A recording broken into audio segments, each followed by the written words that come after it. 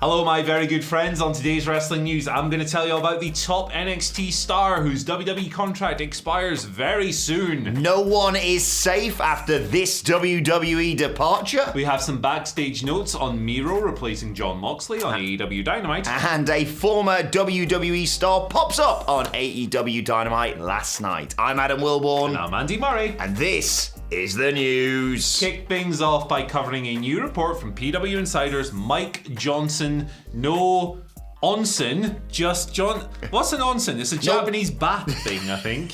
Some kind of hot spring deal. Sounds very relaxing, but I would want one of those. Why would you not have one of those? Yeah. Mike Johnson's the reporter is the point here. Kyle O'Reilly, his WWE contract reportedly expires in December. Now, there's currently no word on whether or not WWE and O'Reilly have entered talks over an extension. It's entirely feasible that could happen. Still a few weeks to go. But it comes at a time when Johnny Gargano's NXT contract is expiring as well. It's up at the beginning of December, per reports from last month. So there's a lot going on with these kind of established NXT names at the moment. There's a lot of different things. O'Reilly has been on TV pretty consistently since the rebrand. He's been packaged with sentimental office favourite Von Wagner. He's got heart, that's why. He got heart, he took an opportunity, and I'm gonna read the rest of this news video like Von. No, I'm not going to do that. But yeah, it's been a kind of a year of upheaval for Kyle in terms of like his allies and stuff, right? Because he forms the Undisputed Era with Bobby Fish and Adam Cole in 2017. Both of those guys are gone now. Yeah. Roderick Strong, of course, comes in later on. He's still there. He's the Cruiserweight champion. But yeah, I mean, when you think of Kyle O'Reilly becoming a free agent potentially, he's only 34. He's still a young guy in wrestling terms. He's worked for New Japan before. You'd imagine there'd be some interest there. But yeah, your head immediately goes to AEW and things like this, doesn't it? So, hey, Kyle O'Reilly, expiring contract, what do you think? Yeah, look, I'm sick of saying this, oh, this guy should go to AEW, this guy should go to AEW.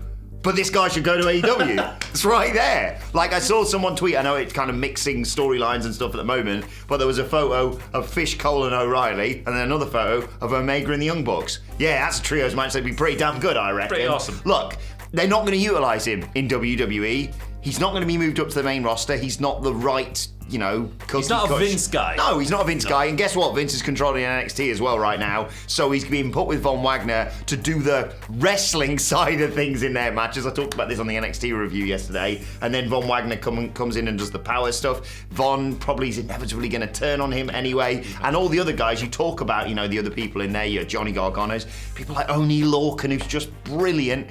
They're just being used as go out there, bump around for someone else, make them look good, and lose. Yeah, so yeah, to the gimmick guy. If my contract was running out at the end of this year and there was another promotion that was booking all of my mates pretty well, it just makes a lot of sense, doesn't it? And you could go to AEW if you wanted to and reform Red Dragon with Bobby Fish, and that'd be fun as well. And according to my sources, if he does leave NXT, do you know what's going to happen to his best friend in NXT?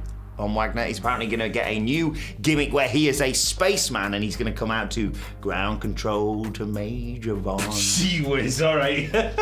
You heard it here first. Well, he doesn't like bicycles, so maybe he likes rockets. There you go, right. Let's move on to this report about no one being safe in WWE. When I first read this morning, I genuinely thought it was as a result of Kyle O'Reilly potentially leaving, because I thought, yeah, no one's safe because everyone's going to bloody leave when their contract runs out. Because WWE booking most people not called Roman Reigns pretty bloody terribly at the moment. Anyway, let's talk about former, WWE Senior Vice President Creative Services, Stan Stansky. I haven't made that name up. That's real. He departed WWE just yesterday. It was reported again by PW Insider's Mike Johnson. He's been with the company for nearly 15 years. He was brought in as Vice President of Creative Services in June 2007, became Senior Vice President in March 2012, and now he is gone. This is a huge shock to a lot of people within the promotion, and one of Mike Johnson's sources, as I quoted, says, "This is ultimate proof that no one is safe. It is yet another reminder that this isn't the same company it was a year ago." And it's not hyperbolic to say, I don't think, Andy.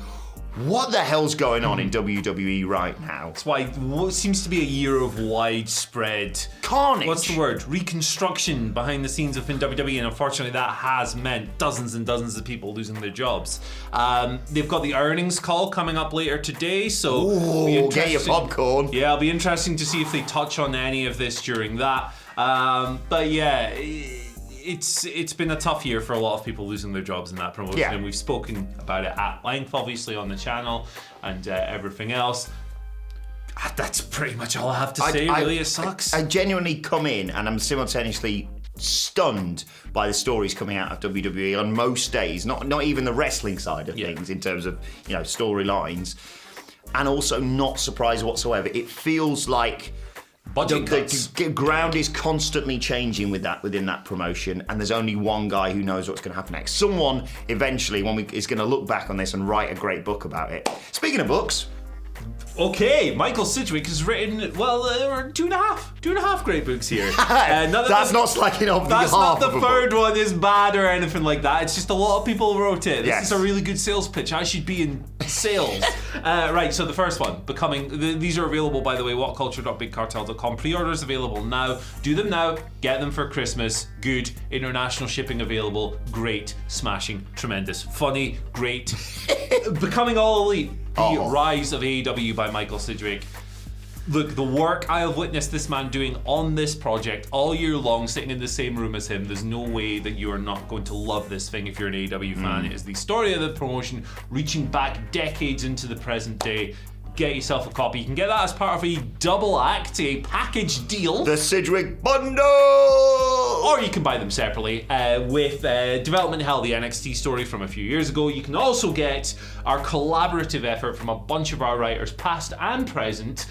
606 wrestling matches you need to see before you die. It's an update on the previous version of this book, which was 505 wrestling matches you need to see before you die. WhatCulture.BigCartel.com, link in the description. Buy a book, buy your mum a book, buy your dad a book, buy your dog a book. We'll all have a great time. Yes, I'm still campaigning to do that All Elite book in audiobook form, and I'm getting pretty much stonewalled by Michael Sidgwick. I don't know why. I can do all the voices. Can you? I can try. I can sure damn try. But yeah, don't go and get those books, as Andy mentioned, WhatCulture.BigCartel.com. Go and order them today, and then you don't have to worry about Christmas and stuff, because we all know it sort of sneaks up on us, and then you go, oh, bollocks, what am I going to get my niece twice removed or whatever it is? Just get her this, because it's great and everyone should read it. Absolutely. Let's move on to our next story. Miro replaced Jon Moxley on last night's episode of AEW Dynamite. Covered the Moxley situation yesterday, of course, and that meant him pulling out of the ongoing World Title Eliminator Tournament. Well, it was announced on the show. Great promo, I was going to say, by CM Punk addressing that as well on the show. The CM Punk promo was great stuff. He just cut straight to the heart of the matter, showed respect, showed dignity, showed class. Loved that. Very nice touch. But yes, Miro took Moxley's place in the tournament. It was announced during the show, beginning of the show, and it was all put together. He ended up beating Orange Cassidy, so now he's going to wrestle Bryan Danielson in the pay-per-view. The dream match I never knew I wanted until now. It's cool. Hope you like next stuff. Yeah, because there's going to be a lot of... they're both going to do next stuff, aren't they? Wow. Okay, Fightful Select have come through with some backstage information, just talking about the Miro situation, how it came together. The decision was apparently made on Tuesday afternoon, but it sounds like AEW cut it a little bit fine. Miro, who wasn't originally scheduled to be on the show, which was in Kansas City, he was flown out on Wednesday and he ended up making it there on time as well. Of course, apparently as well, Miro has been the subject of several creative changes recently, although it's not clear quite what those are. But I think they've done a great job with Miro since kind of turning him into this redeemer character, and I'm looking forward to seeing. I think they handled the replacement well. This could have been a really difficult thing to solve, and they've done a good job. Yeah, without question, and a hell of a development in the Miro storyline, because we were sort of speculating whether he was going to be in the tournament initially. What with him dropping the TNT Championship, etc. I think in a weird way this has sort of been, a really nice way of working things out with him. Obviously you'd never wish what happened to Jon Moxley on anyone. Get well soon, Mox. But yeah, perfect replacement, and we assume it was going to be whoever replaced Mox, because Mox was going to be in the final, I assume, against Bryan Danielson, was going to go there. But a hell of a... what have we got? Miro, Bryan Danielson? Oh, yeah, that's a match of the night contender. A nice development for the System of a Down gimmick that Miro's been doing recently as well, with the "Why have you forsaken me?" That it's good stuff. Yeah. I like it. Chop Suey. Good song. This is a great band. We were listening to the office the other day. We were. So I walked in and went, what is going on here? Yeah. Right, let's talk about another WWE, or former WWE star, I should say, popping up in AEW. Kalisto, or the former Kalisto, I should say, was there on Dynamite last night. You may remember FTR issued that open challenge for the AAA tag team titles, and it was answered even by Aerostar and the former Kalisto, now known, of course, by his old indie name, Samurai Del Sol. Unfortunately, they didn't defeat Dax and Cash, but they had a bloody flippy good time trying. They surely did. Nice to see him re-emerge, isn't it? Yeah. Like, he hasn't wrestled anywhere since he left WWE back in April. I believe his last match was actually the Andre the Giant Memorial Battle Royal. So no indication that he's been signed or anything yet, but just nice to see him come back out. Let's see what he can do around the wrestling world as a free agent. Maybe he's signed somewhere. Maybe he kills it. That'd be cool. I hope I see him doing more good lucha things. Me too. You'll never say Poor that. guy. Poor guy. Right, let's move on to your Twitter questions at WhatCulture WWE. Yeah.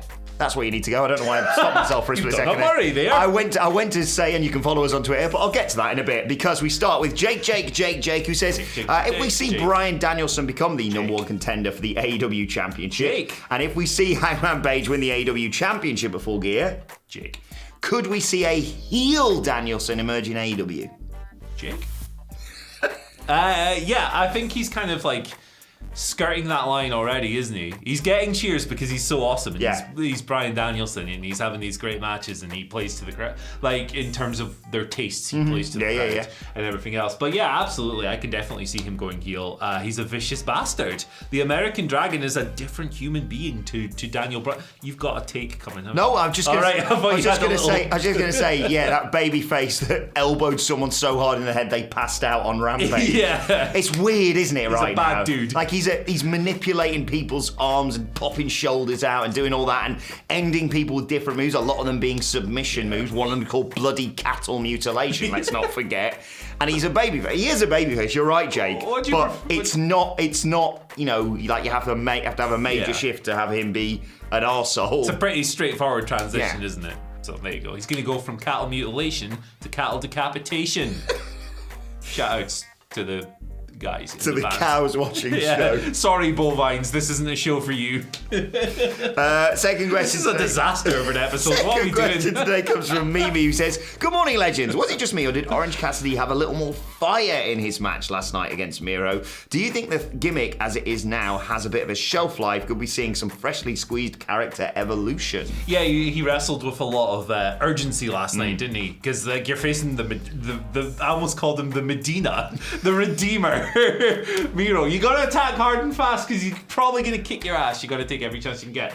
Yeah, the character could maybe use some new wrinkles. I think it's still really over in the buildings, which is but there is maybe for me personally, not necessarily speaking for a wider group of people, for me maybe a little bit of character fatigue with him. So maybe it's just a matter of taking some time off. Yes, maybe it's that. I often say this: go away so I can miss you, so you can come back. But yeah, I think this character does need to develop now. It's been the same character for a couple of years probably now. Even we've seen him go through stuff with, Chris Jericho, for example, and all the, very relaxed but also trying to win matches. It needs a bit of a change, I think, is the best way of putting it. And I do think that we're going to see that, or just like you say, him taking a bit of a break from it. Final question today comes from Eddie Zamhari, who says, with The Miz eliminated from Dancing with the Stars, sorry about that, Miz, which wrestler would you like to put on the next season of the show? Eddie suggests MJF without breaking character. Oh my goodness gracious me. I mean, certainly not Zion, Quinn, or Robert Stone. Oh my days. Fandango, yeah. Fandango's a great shout. You know what? He deserves nice things, and I feel like if he went on there, not only would he just be great, but he'd probably get more attention that he deserves and probably win the whole bloody thing. Titus O'Neil. He's not doing anything in WWE apart from getting bloody academies named after him. Let him do that. He'd be great. And look at the size of him. He could chuck whoever he's dancing with all over the shop. Hit them with a tombstone or something. When has Titus O'Neil ever done a tombstone? I'll tell you what, though. That is a 10 from Wilborn right here. There you go. Bang! Tombstone! and then does a bit of does a robot. 10. Let's move on to today's and finally, and we, chuck around some nice things. So let's say congratulations to the best there is, the best there was, the best there will be, Bret Hart, who now has got a degree. He has got a bachelor's degree in health and physical education. Look at him here with his little, whatever it's called, mortarboard, I think, on his head. Gimmick. Congratulations to Bret. What a legend. He's just the best. He's just the best, isn't he? He is. He's the absolute king of things. No, very, very happy for Bret, of course. One of the all-time greats in the sport. Got himself a degree, doing good things in retirement. You'll love to see it. And WhatCulture's very own Andrew Pollard's going to be interviewing him on a stage, and I believe, correct me if I'm wrong on this, Pollard, the Wales Comic-Con, I'm going to say. Son. So if you go into that, enjoy that. That'll be absolutely fantastic. But yeah, congratulations to Bret Hart. Let us know your thoughts on that and all of today's news stories in the comment section below. Don't forget to like, share, and subscribe. And subscribe to WhatCulture Wrestling on either iTunes, Spotify, wherever you get your podcasts from, for daily wrestling podcasts. Myself and the Dudley Boys sitting down to review AEW Dynamite later on today. Plus, you can let us know your thoughts and Twitter questions on Twitter at WhatCultureWWE. I got to that bit I was going to get to earlier right now. You can also follow me and him. You can follow Andy Murray at Andy H. Murray. The H stands for hide the scars to fade away the shake-up. Good. There you go. Very nice. I didn't see that one coming. You can follow me at... Father! You can follow me at Adam Wilmore. Follow us all at WhatCulture WWE. Mother. But for now, my thanks to Andy Murray. Thank you for watching. We had a really long day of shooting quizzes yesterday. We're just running on. I'm going back to bed. Yeah, I'm going to join you. And we will see you soon.